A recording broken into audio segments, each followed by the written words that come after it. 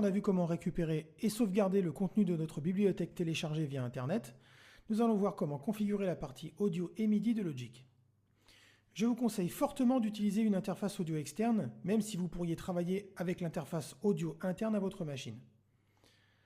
Très franchement, avec l'interface audio interne, vous n'iriez pas bien loin en termes de qualité audio, mais aussi en termes de latence. Donc si vous n'êtes pas encore équipé d'une interface audio externe, n'hésitez pas à investir quelques dizaines d'euros pour les moins fortunés et beaucoup plus pour les autres. Vous verrez, vous ne le regretterez pas. Pour configurer correctement votre interface audio, il vous faudra en premier lieu installer les drivers et autres firmware pour que votre interface soit bien prise en compte dans macOS 10. N'hésitez donc pas à consulter le site web de la marque de votre interface pour y récupérer les derniers pilotes. Une fois installée, vous êtes prêt à la configurer dans Logic. Vous allez voir, l'opération est vraiment très rapide. Pour cela, rendez-vous dans le menu Logic Pro 10, Préférences, Général. C'est ici que de nombreux paramètres propres à Logic peuvent être modifiés.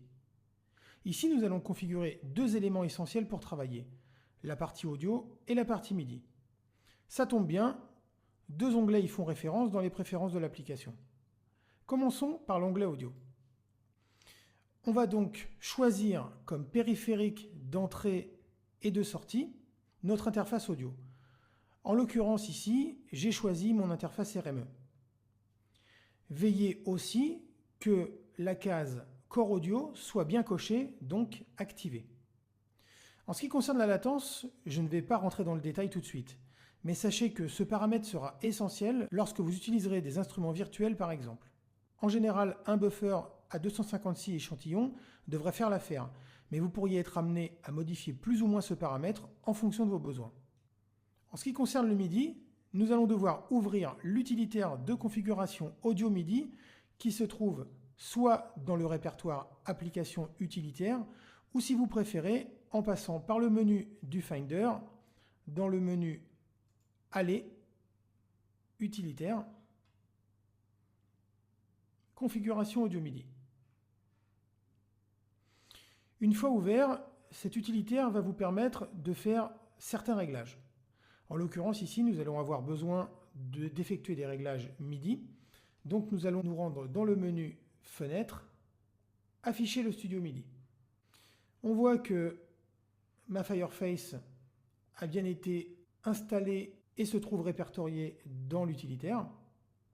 En revanche, je vois que mes entrées-sorties MIDI ne sont reliées à aucun clavier en particulier. Ici, ça tombe bien, j'ai un clavier de contrôle MIDI, donc je vais faire le réglage qui s'impose. Pour cela, c'est tout simple, vous allez voir, on va cliquer sur Ajouter. L'icône d'un clavier de commande apparaît à l'écran. Ici, j'ai la possibilité de l'éditer, bien évidemment, en renseignant différents éléments. Je vais tout simplement relier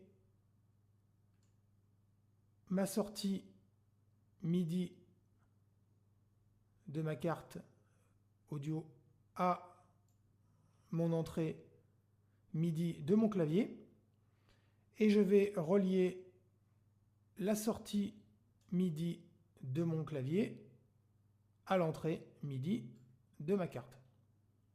Ici, j'ai la possibilité de tester si ma liaison est effective. Je clique ici sur le bouton Tester, le bouton devient bleu.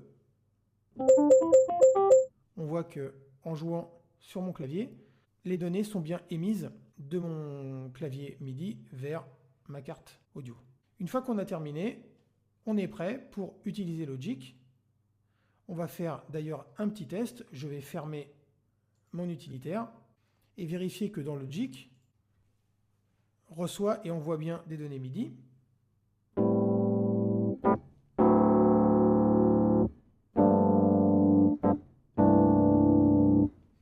On voit que ça fonctionne. Mon clavier déclenche bien les sonorités de mon instrument virtuel.